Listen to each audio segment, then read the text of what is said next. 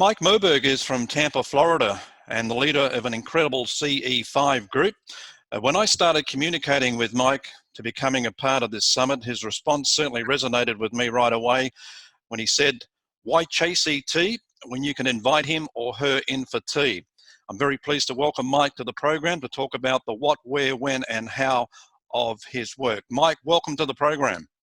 Thanks for having me. It's a pleasure being here, and it's an honor to be asked to talk about this, so thank you. Well, I thought today we'd look at this chat as more of an education for folks, because I get the feeling that a lot of people interested in the topic of UFOs probably aren't all that aware of the work that you and others do in the CE5 area. So let's start off by firstly explaining what CE5 stands for.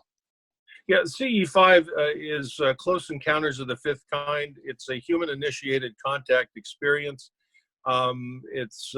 Which is known as HICE today. There are those of us who, have stopped using terms like UFO and have started using terms like unidentified aerial phenomenon, more friendly terms instead of aliens. We use extraterrestrials and non-human intelligence or non-human intelligent beings because language is important. And if language can, cut very sharply in places where it has to be very carefully used or not used at all, which brings us into the contact experience. It's a non-linguistically based, spiritually based contact experience where we meditate and get into a heightened spiritual state, which doesn't take very hard work. Is actually very easy to achieve. If everybody knew how easy this was, we could remove so much of the mystery from it, which is what I try to do. I kind of try to democratize CE5 and the human-initiated contact experience. So when did all of this begin for you? How did you get interested in this? Well, I've had almost a lifelong contact. My history of contact is written about in Beyond UFOs, which was produced by FREE, the Foundation for Research into Extraterrestrial Encounters and Extraordinary Experiences. I think it's chapter 10, as I recall. But things started for me early on in childhood, very early childhood, and I maintained contact for quite a long time. In 1979, I had a major contact experience with 50 other people up in the Berkshires, and I kind of, back then there wasn't an internet, and you didn't talk about those kind of things. And in 2015, October 3rd, 2015 to be exact, I had been translating some works and digesting some works by Niwa Ching, who is a Taoist master, and I had a very large orb appear outside my high-rise in Tampa, Florida. And we had a download experience, and I was lucky enough to ask it to stop so I could take some photographs of it, which it did, and have 3 very beautiful and iconic photographs. I basically said, look, nobody's going to believe this unless I can get photographs of this, and it told me okay, and I kind of asked it to do some things, and it did, and that got me flying. I had no desire to make contact, but because I was in a what I would call a heightened spiritual state after hours of working on these works, just like Stephen Greer. I didn't even know of him at the time, but Greer's first experience was after having meditated. A ET, UFO, UAP appeared to him, and it was a very similar experience. And after studying for years on this and lecturing at the UFO MegaCon last year, I also came across the Lotus Sutra, chapter 23, in which, lo and behold, the Buddha meditates and he brings in a UFO, which at the time that I read it as an undergraduate at Princeton in 1976, I took it as allegory and myth, and now I take it as a reality. You meditate, and you can bring these spiritual beings, these universal beings, as I like to call them, into your midst, and they're friendly, and they will communicate, and they communicate in many, many different ways. So that's what I do. Okay, so you mentioned orb, and then you mentioned download. So the orb is the spiritual being, but what's the download? Well, so many people talk about it, and I hadn't had it before October 3rd. But the download is a it's almost a trance-like state, but you're very, very conscious when it's going on, and you receive a large amount of information. And if somebody asked me specifically, what was that information, I've been busy writing for 4 years about it, and it will come out in the books that I've been writing. I finished one, and I'm working on another one right now. But essentially, what happened was, in a very shortened version of it, was the information that I got completely obliterated my whole concept of a world of duality, and I experienced what is known as universal consciousness. And that universal consciousness has been an ever-present part of my life to one degree or another for the last, since 2015. So, and that kind of universal consciousness, the consciousness that you get by studying Tao, by studying some of the other masters as well, like Ni Wa Ching or Master Ni. And you can get it. It's very, very simple. What you try and do is remove the differences between you and your environment and people, and stop thinking so much and start meditating. And then you're in a state where you can make contact. These entities don't like making contact with human beings that are dangerous, that are not at peace with themselves, that have conflict. And that's one of the reasons why I developed my own protocol that, thanks to some of my other classmates at Princeton who also do this kind of thing, Hollis Polk for one, and Nancy Dutetra for another, we've come up with what's known as the Princeton Protocol, which is a forgiveness and gratitude-based protocol that I use here at the ranch to teach and bring people in contact with not only their spiritual selves and resolve their internal problems, but also come into magnificent contact with quite a number of entities here in various shapes and forms. So the entities that you come in contact with, are they all one race, or is there a variety of different races? Oh my goodness, there's you can't, there's such a multitude of potentiality out there. We've had small orbs kind of walking across the field here during our states of meditation. We've had vast numbers of I would call them ships show up.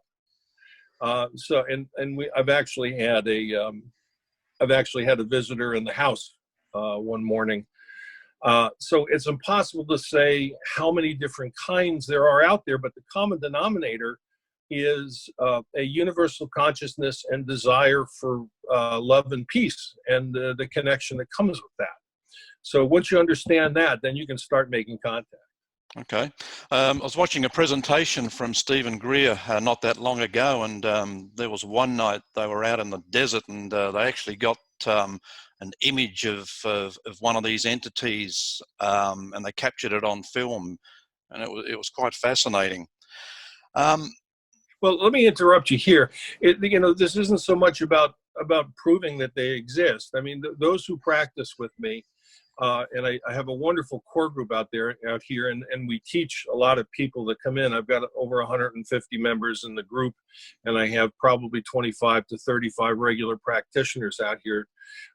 The important thing is to remember that this is a spiritual exercise that brings you in contact with a multiplicity of non-human intelligences and beings, and they manifest in many numbers of forms. So, getting a photograph of one, yeah, that's all great, but you have to accept as a proposition that this is real. Unlike, I'm writing right now on the works of Carl Gustav Jung, Flying Saucers, a modern myth, and on his synchronicity. And you have to accept, unlike Jung, you have to accept that this is a real phenomenon involving real beings of a spiritual nature that are super highly intelligent. So it's great that he got a photograph of it. We have some wonderful photographs here, and if you want to see some of the photographs of things that have happened at the ranch,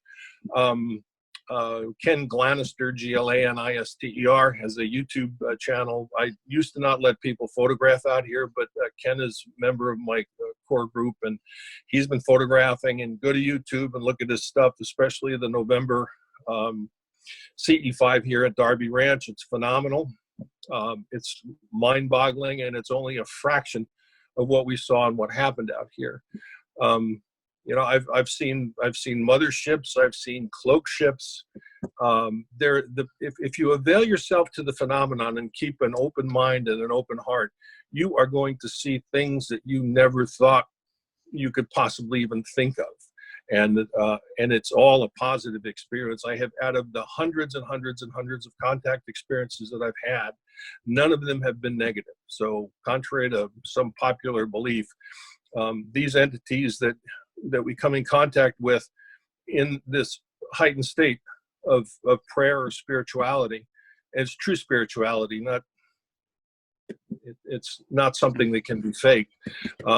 It's beyond your wildest dreams, and it's a spiritual elevation. You make contact and you continue to refine your spirit, your soul, and every time you make contact, you reach a higher level of understanding of humanity, acceptance of other beings and the differences between people, so that you don't see race. Religion becomes unnecessary, and what you do see is a common bond between terrestrials and extraterrestrials, which is what we're establishing here, both as a movement and as a way of life. Because I do hear some pushback from religious groups, the fact that you know, they're worried that what you're inviting in may be malevolent. Well, religious groups are, you know, they're kind of like cattle herders. You know, they just keep on wanting to add more cattle to the herd. You know, the whole, you know, if you read the study that Free did on this, 85% of even the abductees after time saw their experience as a positive one. And, you know, if I go into surgery knowing that I've got an 85% chance of having a successful operation when my life is in jeopardy and a 15% chance of failure, I'm going with the 85% every time. You know, if you love, you do not fear. And one of the things that the Tao teaches, that Lao Tzu teaches through the Tao Te Ching, is what you do lose is your fear of death. And once you lose your fear of death, you start understanding you are, in fact, an infinite intelligence, an infinite being that's going to be around forever. And the goal is to return to source. And that's what we're doing. Yeah, that's you hear that a lot from near-death experiences who come back and see what they actually are, and then death no longer becomes an issue for them. Right, absolutely. And I've had one or two of those myself. So many years ago. So I understand this phenomenon from any number of approaches, and it's all the same phenomenon. It's all the same. It all deals with what I would call the collective consciousness, an underlying intelligence that orchestrates these things. And I can talk a little bit later about synchronicity and what it is, and how it evolves into causality and a recognition of an ultimate intelligence that underlies us all and orchestrates this all for the benefit of us all. Okay. Now, is this something that folks need to join a group like yours to be able to experience, or can they research it themselves and do it themselves? Yeah, I started this, my first contact after the October 3rd, 2015, I contacted Hollis Polk, who I didn't know, and she has become a close friend of mine. She was a colleague at Princeton in the 70s.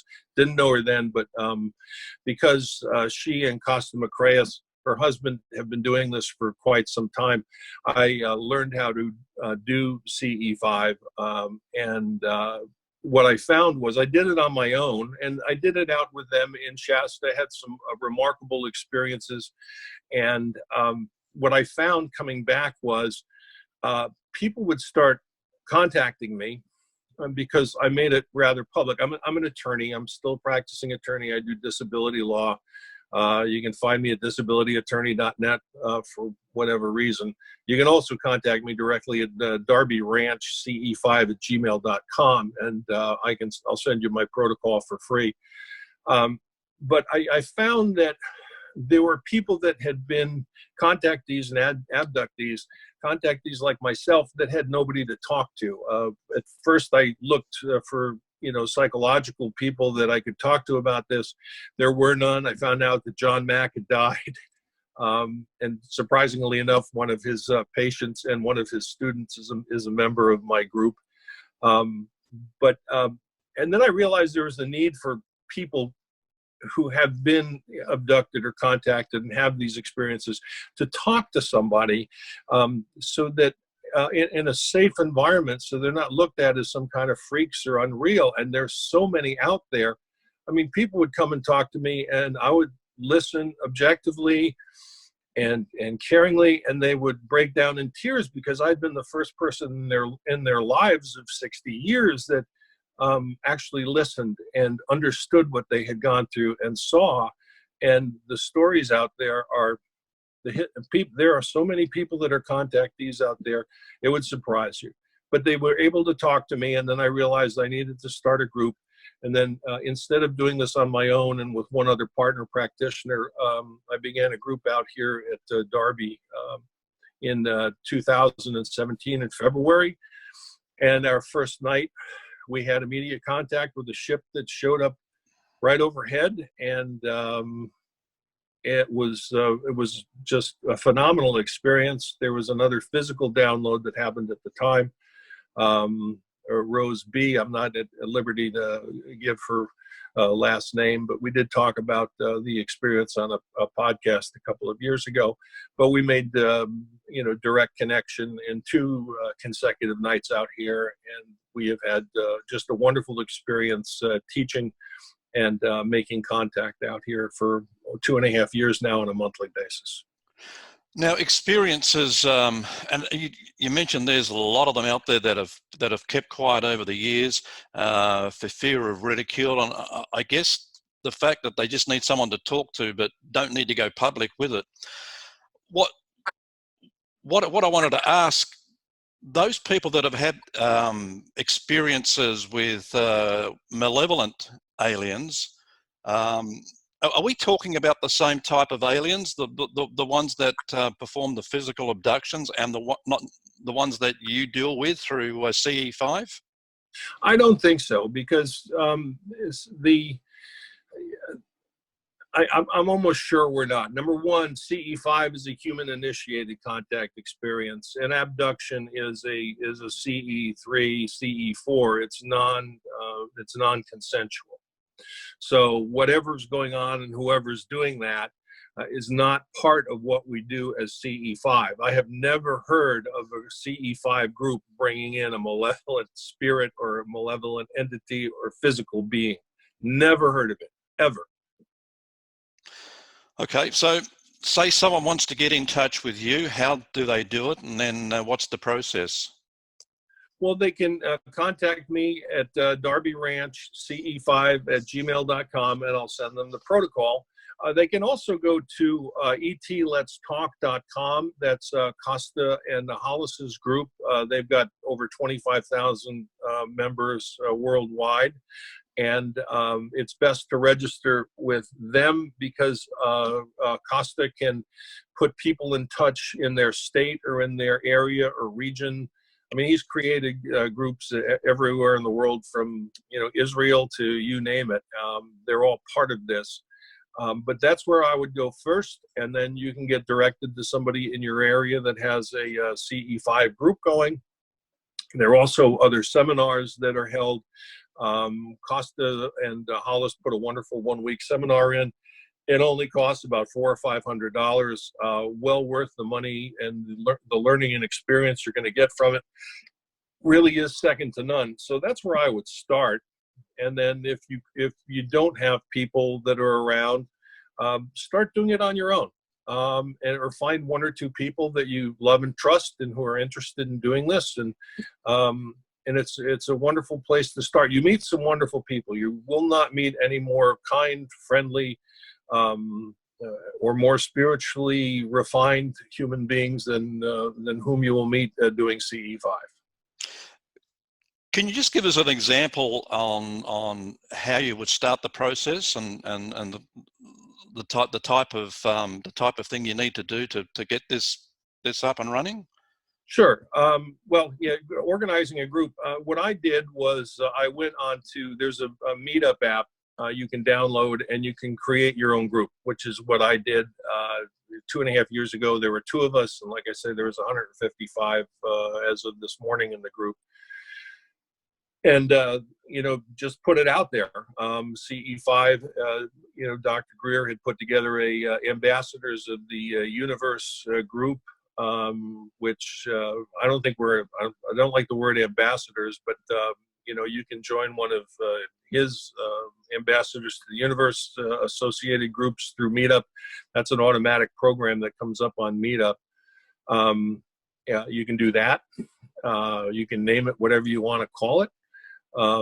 And you can use the protocol that I have, and the protocols are really very simple, and how to do this is really kind of very simple.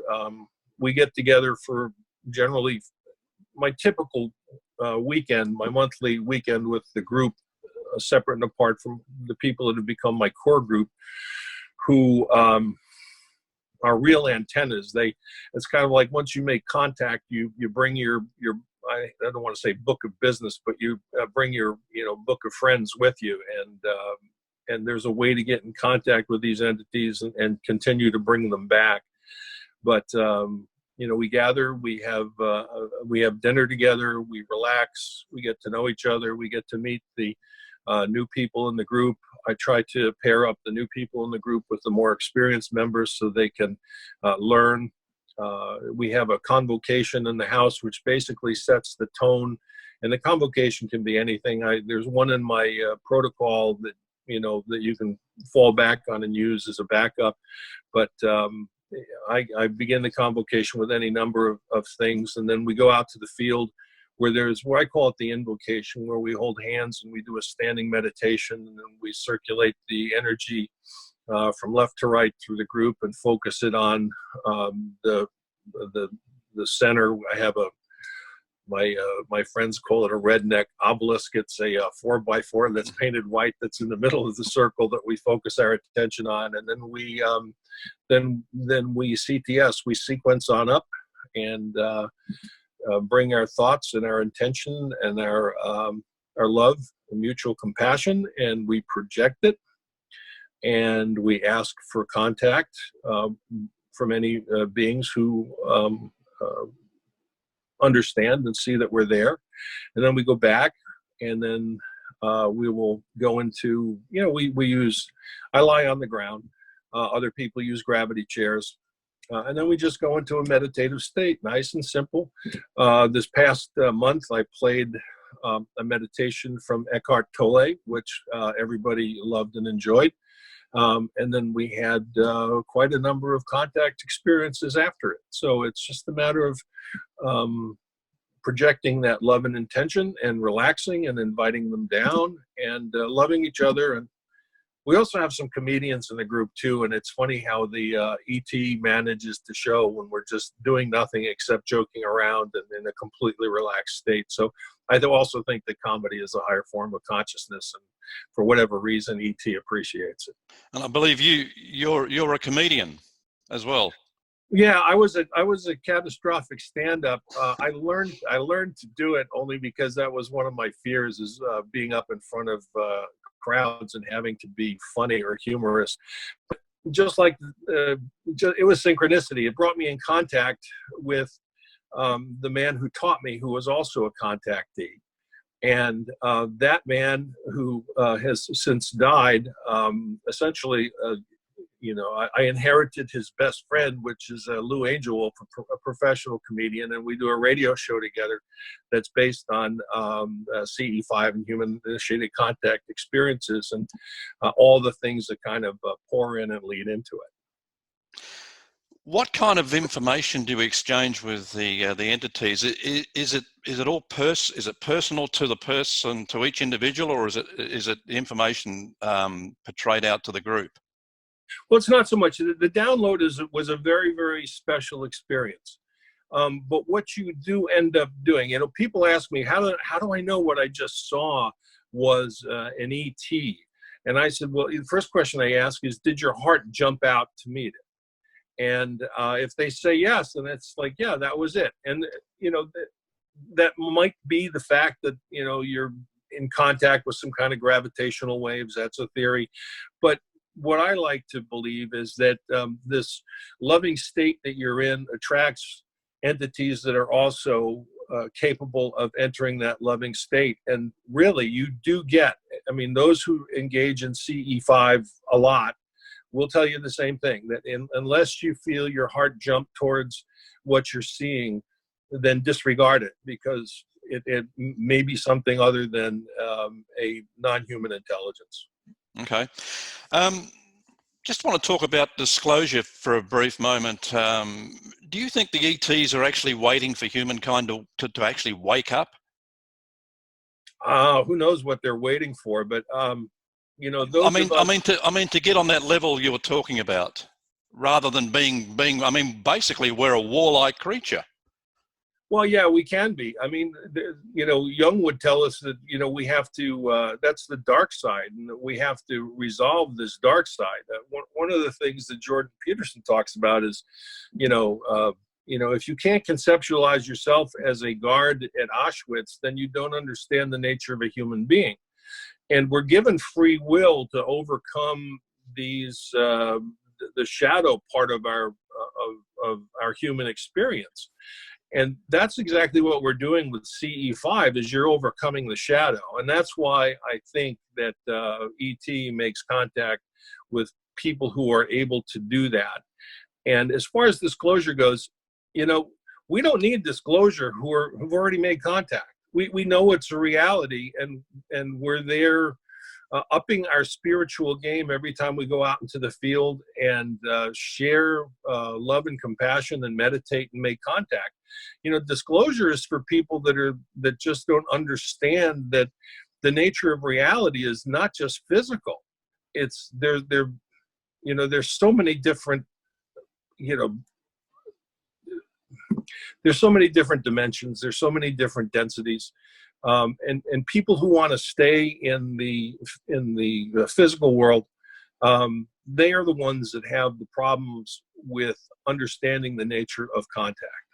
Okay, so on the scale, on the evolution scale, where do you think we are as humans compared to the ETs on their development of evolution? Say on a scale of 1 to 5, are we even a blip on that scale? Have we even registered? Yeah, well, because we are intelligent life and we all matter. That's what has to happen with humanity. We have to realize that we all matter. And when we start seeing ourselves in others, or seeing others as self, that's when we start entering unity consciousness. And that's what ET does for us. It sees us as themselves. So there is no difference. So, even though our ability, our cognizant ability, or our IQs may be comparatively low, supposedly, to those entities that we're in contact with. These entities have had billions of years of evolution beyond us, billions of years. And, the fact that they contact us is proof that there is a loving creator who loves us and is willing to have what I would call physically, mentally, and spiritually superior beings contact us for the purpose of educating us and bringing us out of this horrible animalistic milieu that we've suffered from for many thousands of years. So what do you think we can do to awaken people to the reality of ETs and NHIBs? is to, number one, calm down, realize you don't have all the answers, learn how to meditate.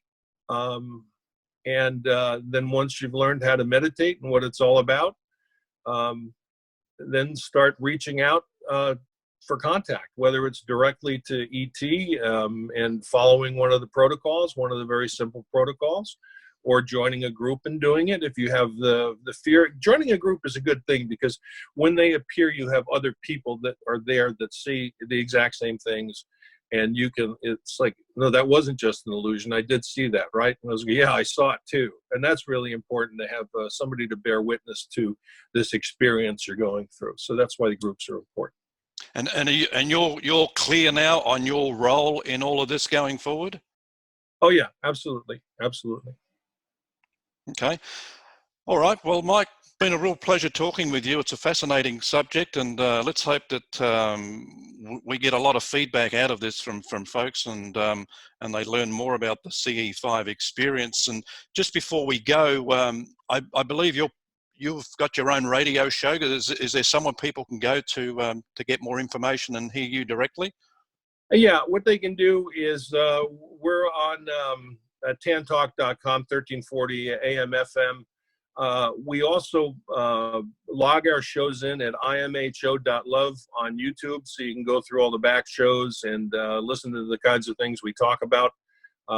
So that's probably the easiest way to find us. Like us, subscribe if you wish, if it tickles your fancy, and just realize that eventually this movement is something that is going to overcome all the negativity that we have in the planet, and we're on the verge of entering something that it's the greatest thing that's ever happened to humanity. And I'm pleased to be here with you and with the people that I'm associated with, and we have a ringside seat to something that's really fantastic. Yep, I heard a radio talk show host say recently, it's like we're on the verge of a new awakening. Oh yes, yeah. Yeah, it is. That's what it's all about, is the spiritual awakening and the unity consciousness and the reality of oneness. And I could go for hours on it, but we only have a little bit of time, and I'm just honored that you've asked me to speak, and I am thrilled that you can disseminate this information and get it out there, because people are suffering, and this is a means to alleviate suffering. So you're doing a wonderful thing. Thank you very much. Thank you, Mike, and thanks for being on the program. All right. Love and peace. Back at you. Thank you, Mike. Thank you. Bye-bye now.